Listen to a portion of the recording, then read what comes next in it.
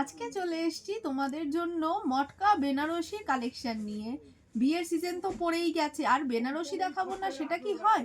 বেনারসি তো দেখাবো, কিন্তু আজকে নিয়ে চলে এসেছি একদম লাইট ওয়েট মটকা বেনারসির কিছু দুর্দান্ত কালেকশন। প্রত্যেকটা কালারই কিন্তু থাকবে অসাধারণ আর আনকমন। আর এগুলো কিন্তু একদম লাইট ওয়েট শাড়ি। এটা কিন্তু যাচ্ছে পুরো একটা গ্রিনের সাথে বটল গ্রিনের শেড। পুরো বডিতেই কিন্তু থাকবে এরকম ছোট ছোট বুটি, আর সাথে থাকবে পুরো কন্ট্রাস্ট পার্ট।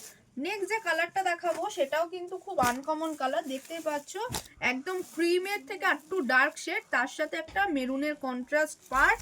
আমি লাস্টে একটা শাড়ি তোমাদেরকে খুলে দেখাবো।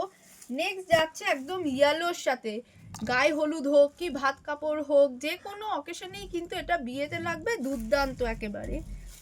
আর মা শাশুড়ি মাদের জন্য তো রয়েইছে, লাল সাদা তো অনেক দিয়েছি, এবারে দেব একটা সাদা আর রানী মটকা বেনারসির অসাধারণ কম্বিনেশন।